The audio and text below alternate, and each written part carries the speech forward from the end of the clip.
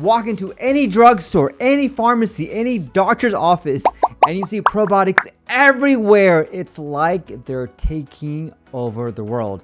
They're like, it's like minions. They're just sprouting everywhere. No matter where you go, you're going to see questions about probiotics. So I'm going to give you the real deal that you need to know about probiotics. No hype, no gimmick, based on evidence from a Mayo Clinic trained GI doctor. So let's discuss what exactly are probiotics. We will talk about the truth about probiotics that most people don't know or don't want to hear. We'll discuss when I recommend you should consider a probiotic as a GI doctor based on actual scientific evidence. I'll recommend when you should not take a probiotic or when it can make things worse. I'll talk about different strains of probiotics you need to be on, and stick to the end because I'll give you my recommendation that I tell all my patients when it comes to probiotics.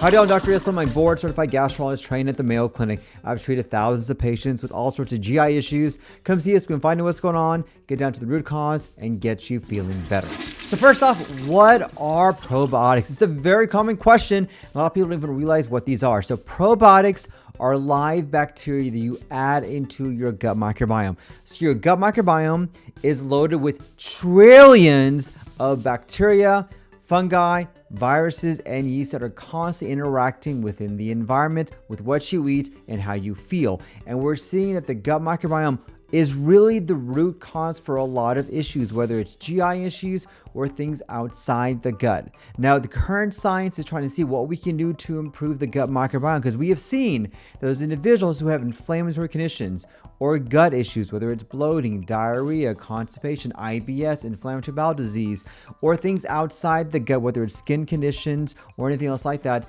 the root cause tends to be what's going on in the gut microbiome. And so current studies are trying to figure out exactly what we can do to change that. And one of the thoughts is that if you add in additional live bacteria into the gut, it can supplement whatever is already in there. And this is exactly what probiotics are. I want you to think about this as reinforcement for the army that's already inside your gut. There are a couple different ways you can get probiotics.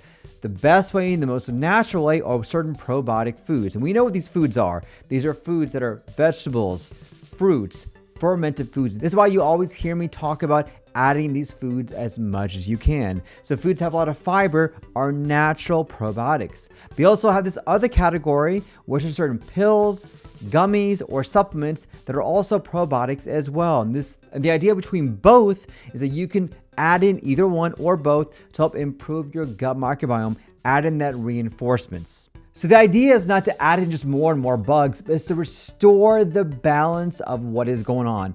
The more good guys that you have and the less bad guys that you have, the overall change you can have in terms of improving your gut bacteria. And by fixing that root cause, you're helping the foundation to help out everything else above that, whether it is IBS, bloating, diarrhea, constipation, reflux, or maybe other issues outside the gut like joint pain, skin issues, and things like that. So here's the truth that most people don't want to hear. Probiotics are not a cure-all for everything. This really makes me irritated because I have seen so many doctors or people who are in the medical field, quotes here, who are prescribing probiotics like crazy and telling patients that if they're not feeling better with a probiotic, something is wrong with them. This is not true. Probiotics are not the cure-all, and nor has it ever been that case. Keep in mind, the probiotic industry is a multi-billion-dollar industry. And a lot of people are riding their coattails on this. They're selling books, they're selling supplements, they're selling all sorts of courses for you to probiotic your way to health. And there's not been one shred of clear evidence in the 30 years that we have been studying probiotics that shows that probiotics have a clear benefit for everyone. I want to stress this because not everyone should be on a probiotic. Not everyone needs to be a probiotic, but more importantly, probiotics are not the end-all, be-all. I have a lot of patients come to see me who are frustrated that they take probiotics and they're not feeling better. I just have to tell them, yo, that's exactly the answer. Probiotics are not supposed to make everyone feel better because they're not a cure-all for everything. Now, it doesn't mean that probiotics are useless or you shouldn't be on them, but there needs to be a clear reason why you're going to be on it. And there needs to be a clear outcome they're hoping to achieve by being on this. You don't want to take a probiotic just for taking it because Frankly, you'll pee it out, you'll poop it out, it'll be a waste of your money. Now, probiotics can be helpful for some individuals. Here are the scenarios where I encourage somebody who wants to be on a probiotic. So number one, you're hoping to improve your health. That's simple as that.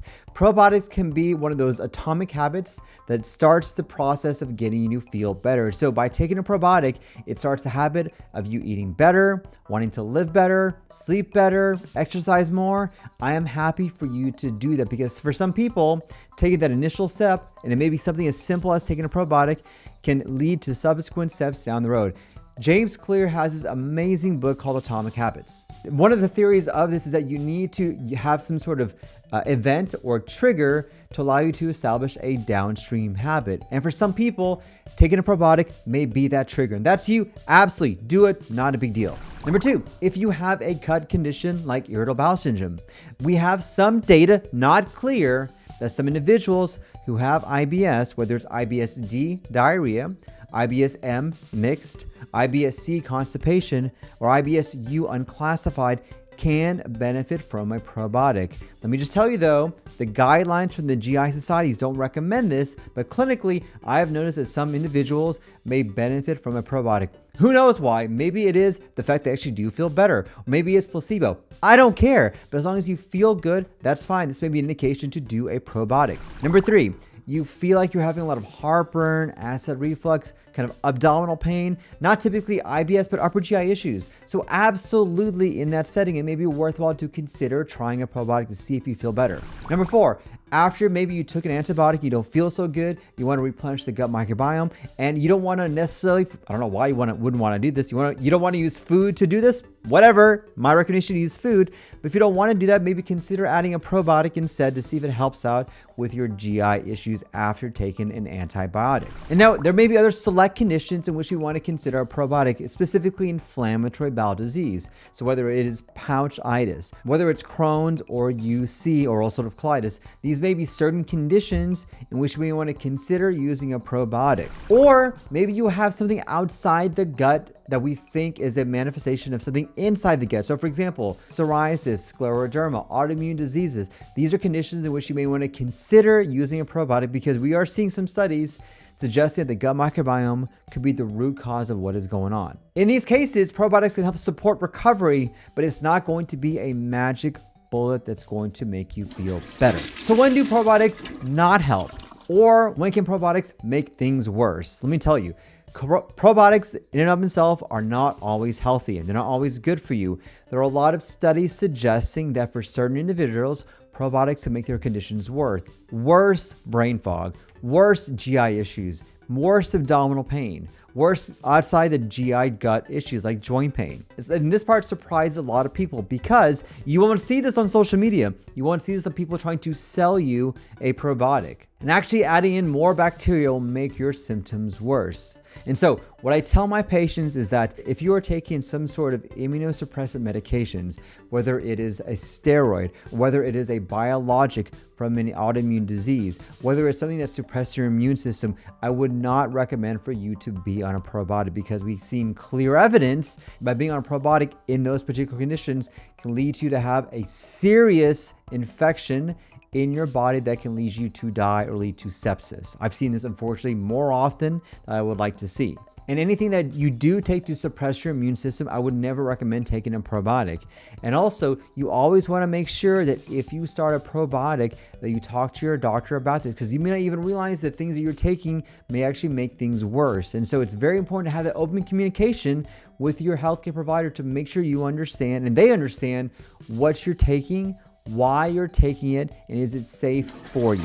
Now, another important thing is that not all probiotics are the same. And this is the big one because every single probiotic has different strains.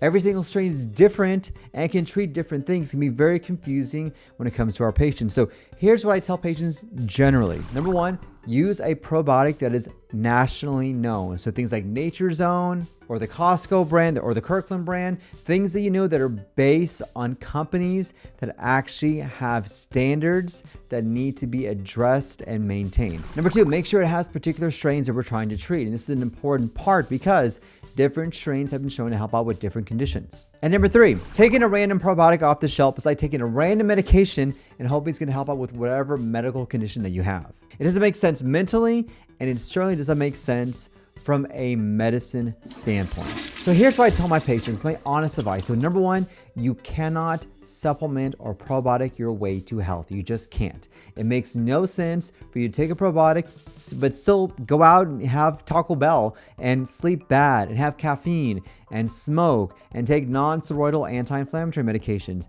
I want you to think as the probiotic as the cherry on top of the sundae. You got to fix the sundae, bro. You have to. You need to eat right, sleep right, handle stress, do everything else to make a difference. So don't assume that taking a probiotic is going to make everything better. It's not unless you do everything that's harder first. Number 2, we need to have a clear reason why you're on a probiotic.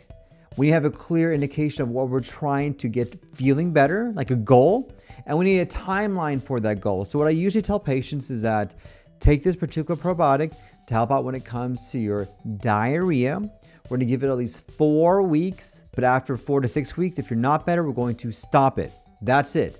If after about a month to a month and a half, you are not doing better, there literally is no point in continuing that same probiotic. It makes no difference. Time doesn't matter. It doesn't matter when it comes to that. So make sure you have a clear indication of what you're treating.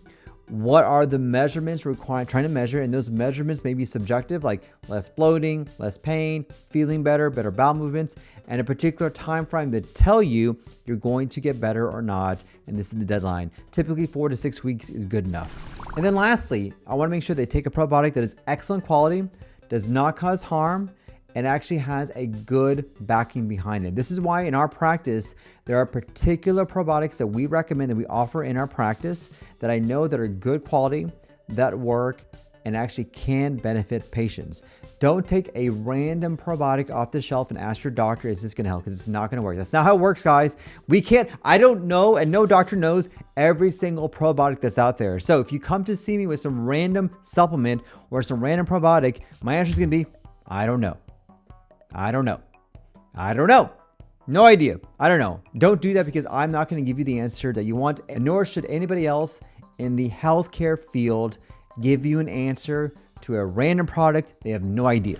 But the most important thing, the global picture here, guys, is that probiotics are one small part of the overall improvement of your health. There are vastly more important things that make a bigger difference. There are bigger fish to fry when it comes to gut health, and that includes sleeping better, managing stress, eating better, movement, routine. I will tell you, these things can make up 80% of all you have, probably even 90%, 95% of all that you need to do to feel better. And if you do that and you feel so much better and you want to add a probiotic, that's fine. But if you don't do that, I'm telling you, taking a probiotic is not going to make a difference. And so, guys, aim for the thing that actually does work, that makes the biggest difference. It's the boring stuff. It's the stuff we all know, but it actually makes a difference, because this is the stuff that our body is made to do. So final thoughts, are probiotics helpful?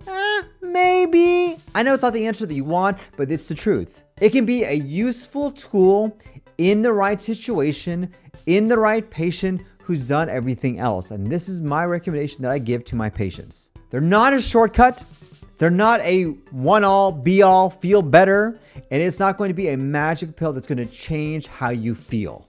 And if you're struggling with your gut symptoms, let's find out what the root cause. Come see us. It's our job. It's what we do, bro. We try to find out the root cause of what's going on to get you feeling better. So if you found this helpful, subscribe to our newsletter. Come to see us. Visit lovelyGastro.com. We can find out what's going on, get you an answer, and get you feeling better. I want to thank you for watching, and don't forget, if you take care of your gut will take care of you as well.